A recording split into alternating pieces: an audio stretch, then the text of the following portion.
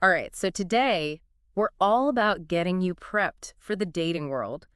It's a crash course in spotting narcissists on a first date. Ooh, good topic. Super useful, right? Especially these days. Definitely. We're diving into an article by Katia Beaton. Okay. She's a self-love coach, and well, she's got some firsthand wisdom to share. Now, listen, we're not trying to turn anyone into a therapist here, Right. but we are going to give you those practical tips, those like red flags, what to watch out for. The things you wish you knew before. Exactly. So you can protect yourself out there. Yeah, it's interesting actually because narcissists, they don't just pick anyone.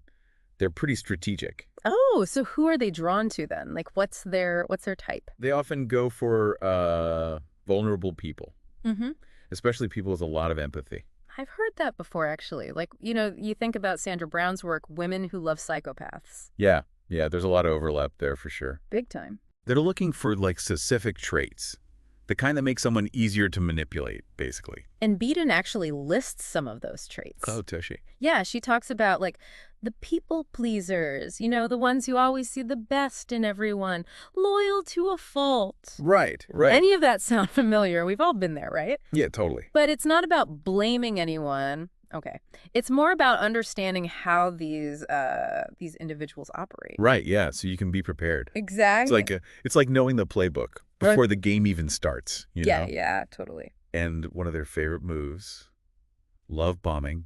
Mm-hmm. It's intense. It's over the top. All these gestures, all designed to like sweep you off your feet. Oh, I've heard of love bombing. Yeah, so think constant messages, mirroring all your interests, maybe even throwing around terms like twin flame. Yeah, the twin flame thing. Yeah. It's a lot. And actually, Katia Beaton shares her own story about this. Oh, really? Yeah. About falling for this trap. She was coming out of an abusive relationship, so she was, vulnerable. Right, yeah. And she met this guy online. Okay. And he was like showering her with all these messages, playing the whole twin flame card, Oh, wow. and basically just mirroring everything she wanted. Oh, that's tough. It really shows you how they create this fantasy world, and it's hard to resist, especially when you're feeling vulnerable. Yeah, and that's the danger, right? You might mistake all that intensity for real connection. Yeah. You get hooked before you even know it. So, okay, we've talked about who they target and how they kind of draw people in, but let's get to, like, the heart of it. Yeah, let's get down to The it. red flags, the Yeah. ones you can actually spot on a first date. Beaton lays out some obvious ones, Okay. like constant self-focus. They love to talk about themselves, putting others down, blaming everyone else for their problems. Right. The classics. Classic narcissist, yeah. But then she gets into these more subtle ones Oh. that are so easy to miss. The sneaky ones. Exactly. Like, what are we talking about here? Well, okay, imagine someone oversharing, like, really deeply personal stuff on a first date. Yeah. Even traumatic stories. Oh, wow. Almost like they're trying to create this false sense of intimacy, Trying right? to bond quickly. Yeah, I can see that. Or have you ever been on a date and you get this strange, like, floaty feeling? Okay. Almost hypnotic? Interesting. Like, not in a good way. Yeah, not in a good way. That could be them trying to pull you into their world. Like their vortex? Yeah. Beaton calls it a vortex. I like that. Yeah. Yeah. And then there's the classic line that comes way, way too early. You're the one. I can see us getting married. Oh, come on, first date. First date. No way. It's like, seriously. It's too much, too fast. Way too fast. Yeah, it's important to remember that real connections, they take time to build. Rushing into all that, declarations of love, commitment, huge warning sign. Huge warning sign. Totally agree. Beaton also talks about controlling behavior Okay. as a major red flag. Like, she gives this example of men ordering for women without even asking. Oh, I hate that. It's so bad. I've seen that. She actually worked as a waitress, right? So she saw this firsthand. Wow, yeah. Women just completely silenced, controlled by their partners. And it's all about power and control. It's all about power and control. Yeah.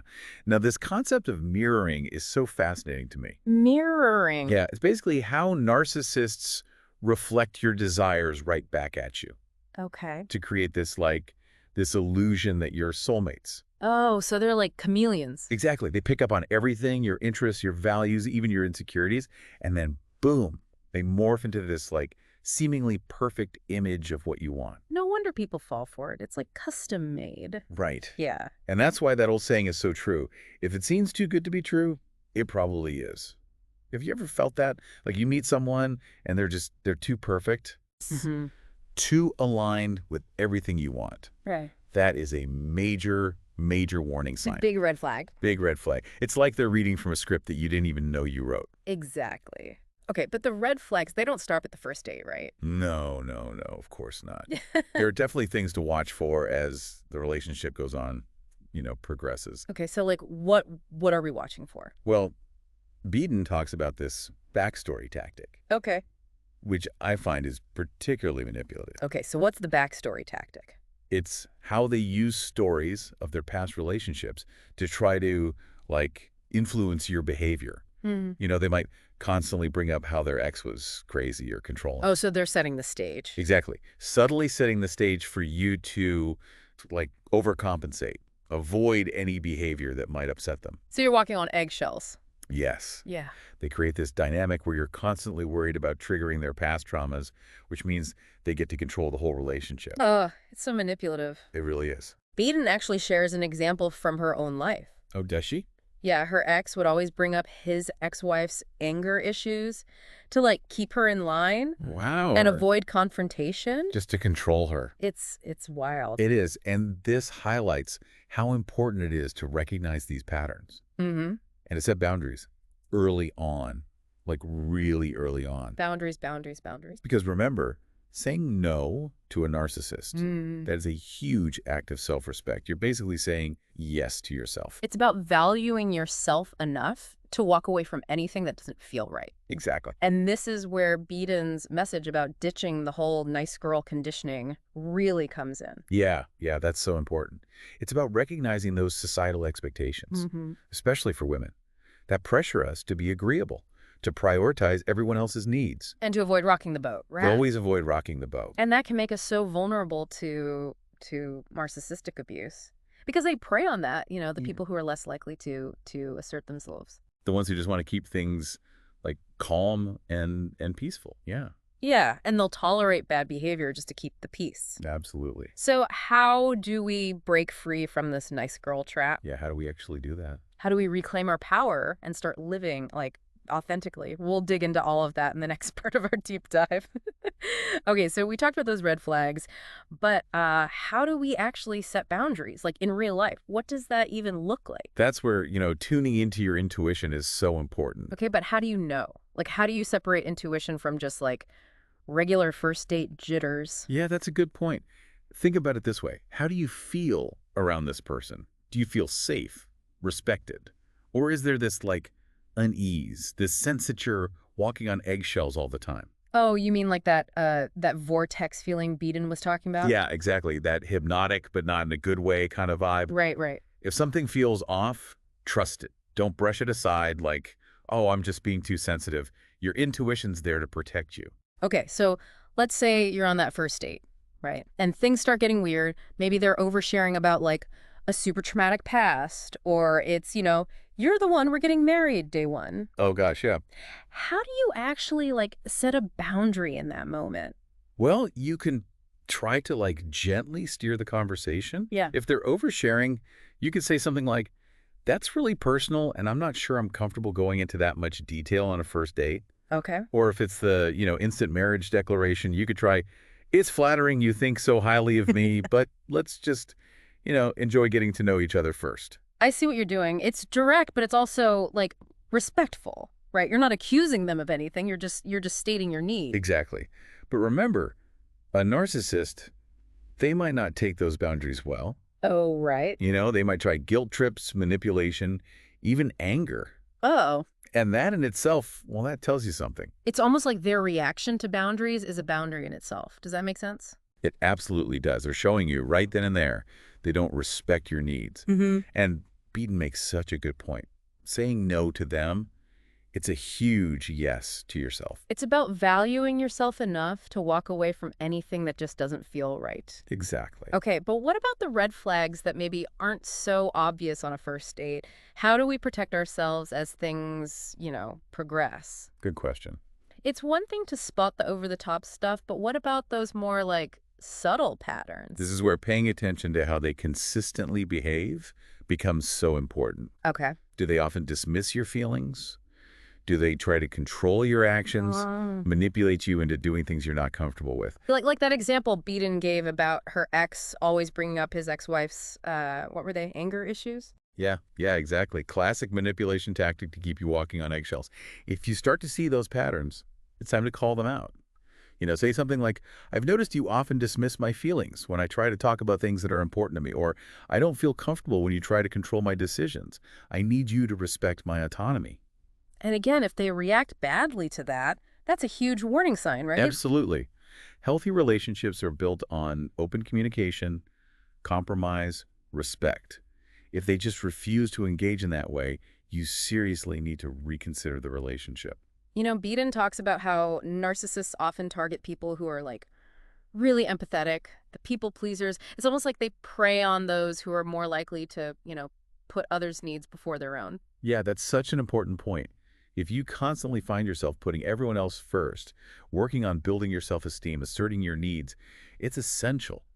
Therapy can be so valuable for that. So it's not just about spotting the red flags, but also about like building up that strength to actually walk away from them. Exactly. You deserve to be in a relationship where you feel safe, respected, loved for who you are. You are worthy of that. This whole deep dive is so eye-opening. I feel like I have like a much better understanding of what to look for, how to protect myself. Me too. It's been great unpacking all this with you. Yeah, but we're not quite finished yet. In the last part of this deep dive, we're going to explore Beaton's message of uh, ditching nice girl conditioning and really stepping into our power. Like, what does that actually look like? Stay tuned.